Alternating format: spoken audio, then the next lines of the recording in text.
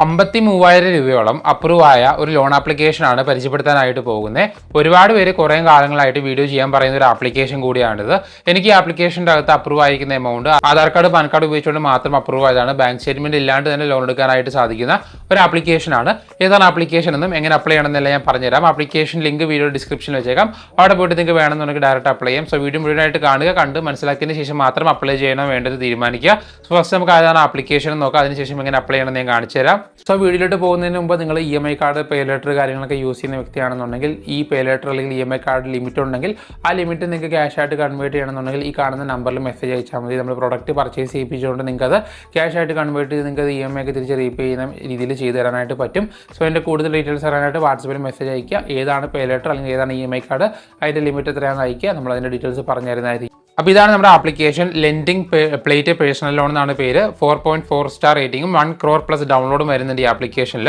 Application details നോക്കുമ്പോൾ 10,000 തൊട്ട് 2.5 ലക്ഷം വരെയാണ് ഇവർ മെയിനായിട്ട് ലോൺ പ്രൊവൈഡ് ചെയ്യുന്നത്. ഉനിഫിൻസ് ക്യാപിറ്റൽ ഇന്ത്യ ലിമിറ്റഡ് എന്ന് പറഞ്ഞാൽ NBFC വഴിയാണ് ഇവർ മെയിനായിട്ട് ലോൺ പ്രൊവൈഡ് ചെയ്യുന്നത്. RBI ലിസ്റ്റിൽ ഇവിടെ NBFC വരുന്നുണ്ട്. റീപേയ്മെൻറ്റ് പീരീഡ് നമുക്ക് 3 മാസം തൊട്ട് 15 മാസം വരെയാണ് വന്നിരിക്കുന്നത്. നമുക്ക് പ്രോസസ്സിംഗ് ഫീസ് 1% മുതൽ 5% വരെ വരുന്നുണ്ട്.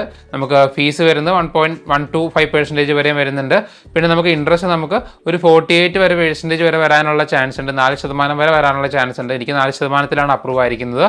പിന്നെ താഴെ വരുവാണെന്നുണ്ടെങ്കിൽ എല്ലാം ഓൺലൈൻ പ്രോസസ്സാണെന്ന് പറഞ്ഞ് കൊടുത്തിട്ടുണ്ട്. ഏജ് ലിമിറ്റ് നമുക്ക് 21+ ആണ് വരുന്നത്. നെറ്റ് സാലറി മിനിമം 20,000 മേളിലും വേണമെന്ന് കൊടുത്തിട്ടുണ്ട്. പിന്നെ എങ്ങനെ അപ്ലൈ ചെയ്യാമെന്നുള്ളതും പിന്നെ ഒരു ലോണിൻ്റെ എക്സാമ്പിളും കൊടുത്തിട്ടുണ്ട്. താഴെ വരുവാണെങ്കിൽ ഇവിടെ കസ്റ്റമർ കെയറിൻ്റെ മൊബൈൽ നമ്പറും ഇമെയിലും കൊടുത്തിട്ടുണ്ട്. സോ നിങ്ങൾക്ക് എന്തെങ്കിലും രീതിയിലുള്ള ഇഷ്യൂസ് ഉണ്ടാവുകയാണെങ്കിൽ ഡയറക്റ്റ് അവരെ കോൺടാക്ട് ചെയ്യാം.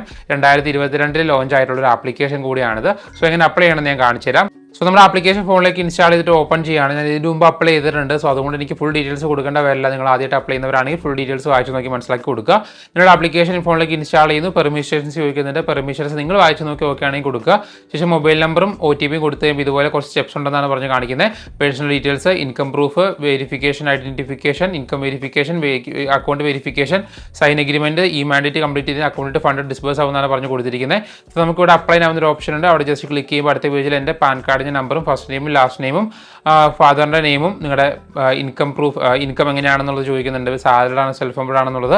ബിസിനസ് ആണെന്നുണ്ടെങ്കിൽ അതിൻ്റെ ഡീറ്റെയിൽസ് കൊടുക്കുക. സാലറി ആണെങ്കിൽ എങ്ങനെയാണ് സാലറി ലഭിക്കുന്നത്, എത്രയാണ് സാലറി വരുന്നത് ചോദിക്കുന്നുണ്ട്. ഞാൻ സെൽഫ് എംപ്ലോയ്ഡ് ആണ്, പക്ഷേ ഞാൻ സാലറിയാണ് കൊടുത്തിരിക്കുന്നത്. കൊടുത്ത് ഡീറ്റെയിൽസ് കൊടുത്ത് അടുത്ത പേജിൽ എൻ്റെ ഒരു സെൽഫി അപ്ലോഡ് ചെയ്യാനായിട്ട് പറയുന്നുണ്ട്.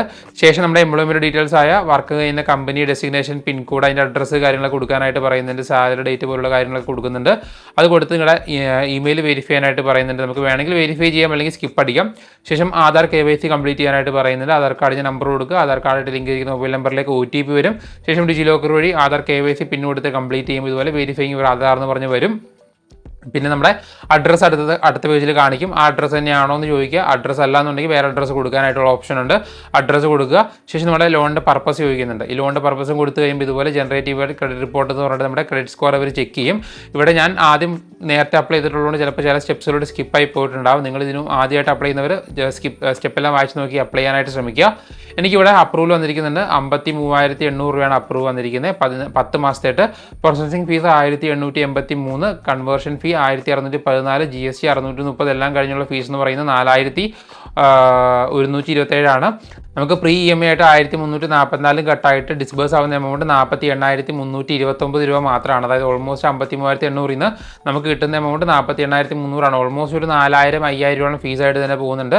താഴെ വരുമ്പോൾ നമുക്ക് EMI ഡീറ്റെയിൽസ് കാണാനായിട്ട് പറ്റും. 6,633 വെച്ചിട്ട് EMI വരുന്നുണ്ട്. അതായത് ഓൾമോസ്റ്റ് നമുക്ക് 10 മാസം കൊണ്ട് 66,333 രൂപ പേ ചെയ്യണം. നമുക്ക് കിട്ടുന്ന എമൗണ്ട് എന്ന് പറയുന്നത് 48,000 ആണ്. ഓൾമോസ്റ്റ് നമുക്കൊരു 18,000 രൂപ ഡിഫറൻസ് നമുക്ക് വരുന്നുണ്ട് 10 മാസത്തിൽ.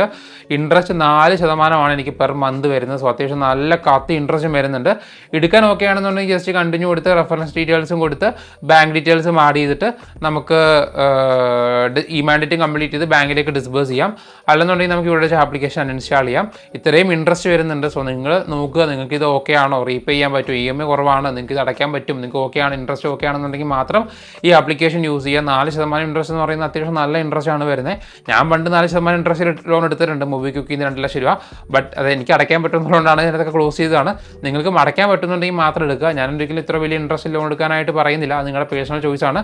നിങ്ങൾക്ക് അടയ്ക്കാൻ പറ്റുന്നുണ്ടെങ്കിൽ മാത്രം എടുക്കുക, അല്ലെങ്കിൽ ഇത്തരം ആപ്ലിക്കേഷൻസ് യൂസ് ചെയ്യാതിരിക്കുക. എന്തായാലും ആപ്ലിക്കേഷൻ ലിങ്ക് ഡിസ്ക്രിപ്ഷനിലുണ്ട്. RBI രജിസ്റ്റേർഡ് NBFC വഴി ലോൺ പ്രൊവൈഡ് ചെയ്യുന്ന ജെന്യുവൻ ആയിട്ടുള്ള ആപ്ലിക്കേഷനാണ്. ട്രൈ നോക്കുന്നവർക്ക് ട്രൈ നോക്കാം. അപ്പോൾ നമുക്ക് അടുത്ത ദിവസം വേറെ വീഡിയോയിലൂടെ കാണാം. ബൈ.